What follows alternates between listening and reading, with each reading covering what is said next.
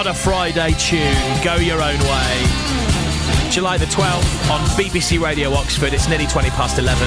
Bit cloudy today, but it is staying dry mostly. Highs of 18 degrees. Overnight, dry, cloudy, with lows of 11 when you're in bed. And tomorrow, similar to today, but a bit more cloud around and maybe the odd shower tomorrow with highs of 19 degrees. OK, it's Friday.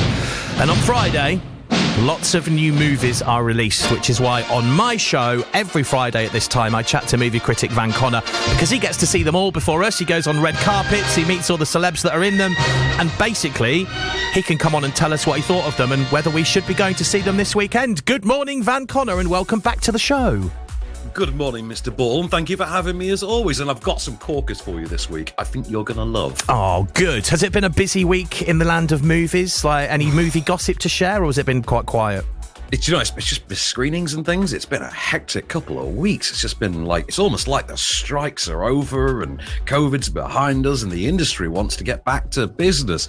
But you know what? I did get to see half an hour of Deadpool 3 last night. So I think things are really exciting at the moment. I am jealous. Very jealous about that. And we had Hugh Jackman and Ryan Reynolds there, so it was even cooler. I was going to say, I saw, do you know Spudman on TikTok, the guy with the pink hair doing the jacket potatoes? He was there. Someone told me this. I have no idea who Spudman is. I'm 40 years old. Good Lord. Get with it, Van. He's famous. And he was serving spuds to Hugh Jackman. I saw the video. I was with it, and then they changed what it was. And now I'm not with it. And what is somewhat scary to me. Anyway. All right, Shakespeare. Now, let's talk about two of the movies that you have brought with you today. So we'll start with In a Violent Nature. So I haven't seen much about this. Right, this came with a bit of low-key buzz out of the horror festival circuit earlier this year, and I was really looking forward to seeing this. I got to see it for the first time a few months ago at a screening, and then I loved it so much, and enough time had passed, I thought, I'm going to watch this one again before I review it. And I'm glad I did, because it just gets better every time. So this is a low-budget Canadian-made film from writer-director Chris Nash that basically takes a sort of a Texas Chainsaw Massacre, Hills Have Eyes type slasher plot and basically depicts it as a naturalized, very real, grounded thing from the perspective of the killer. So you've got a group of teenagers in the woods. They find a locket that they take and they remove from a grave. And then someone pops out the grave and comes on the hunt for his locket. There's no score to it. There's no like ambient music or anything like actual score to the movie. There's no, it's a sort of long, solitary shots. A lot of one-ers as you just follow this killer through the woods as he hunts down this group of teens one at a time. There's no clip for it because there's very, very little dialogue in it. But if you've ever seen any of those YouTube videos where someone's playing the Friday the 13th video game and it's like a walkthrough and you see them play as Jason, like hacking up all the teams? Yeah. Imagine that as a really, really good movie. And that is what you get with In a Violent Nature. It is nasty. I loved it. So I really like the sound of this. So is it from a first-person view, the whole movie, in that sense? No, it's not first-person perspective like Maniac was, okay, for instance, because obviously that had a remake about 10 years ago with Elijah Wood as well, which I also thought was very good. Quite a good remake, actually. This is more of an over-the-shoulder. Think Lara Croft game. Okay. Think a Tomb Raider game as a slasher movie, and you've kind of got that. I'm making it sound way dumber than it is, but it is just this. I think going to be quite an impactful work. Like towards the end of the year, we start getting the best of the year list. I think a lot of horror aficionados are going to bump these onto their top 10s very quickly. I thought this was really impressive. Well, if you want to see In a Violent Nature, it's out from today. You can see it this weekend at the View in Oxford, and also the Light in Banbury are showing it as well. So our second movie, Fly Me to the Moon. So what's this one about then, Van? This is about the moon landing, funnily enough. And I just want to point out as a caveat, no, I'll save that because it's going to annoy you even more later.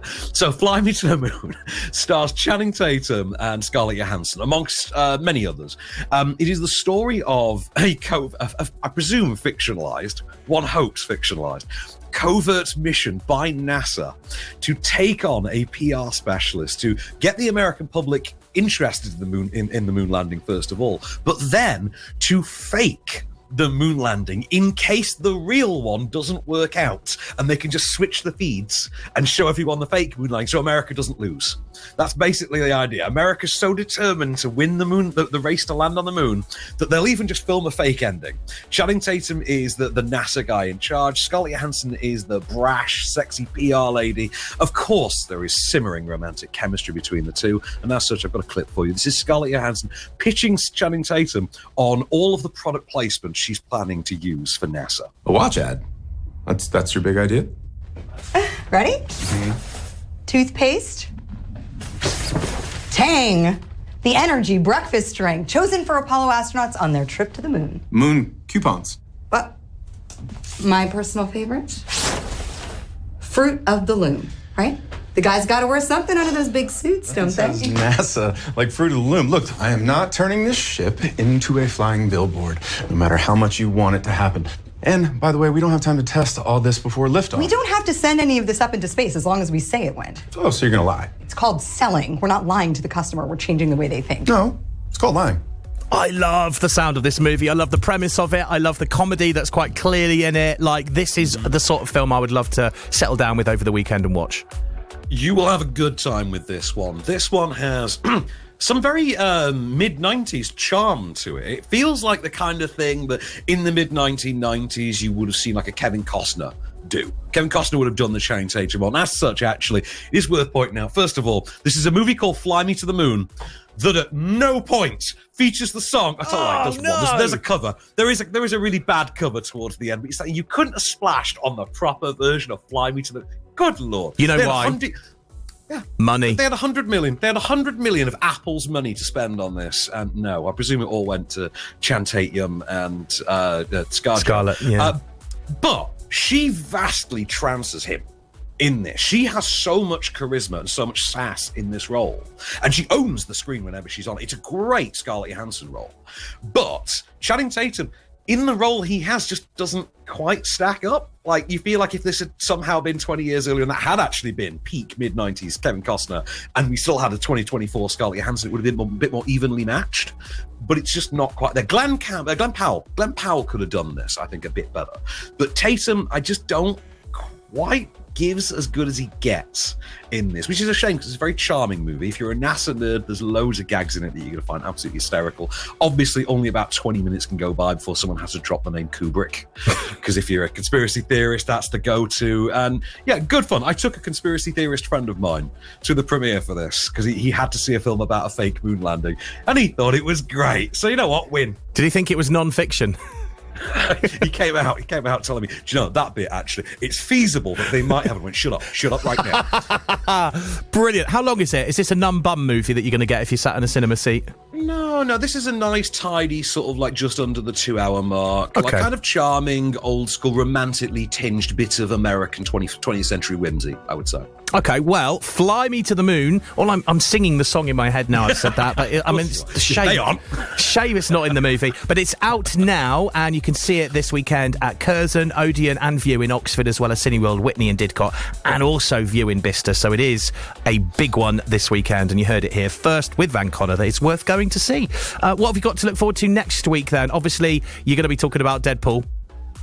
Well, I mean, Deadpool's still a couple of weeks away, which we've got 2 weeks till Deadpool. Next week, though, I'm actually kind of more excited than I would be for Deadpool, because next week, my good friend, next week is the sequel to Twister. And I have waited 3 decades for this. I am down. Yes. Oh, so you're going to see that in between now and Friday next week, yeah? I'm seeing that on Monday. Do you know I took my first ever date to the first Twister movie? I tried to get her back for Twisters 2, but alas, you have to fly in Canada for that. Well, maybe it's a good omen, Van. Maybe it's a good omen. Possibly. You've got from now until Monday to find another one. Brilliant. All right, well, we will chat on Friday next week to see what you thought of that one. Have a lovely weekend, Van. Till the next time, good sir.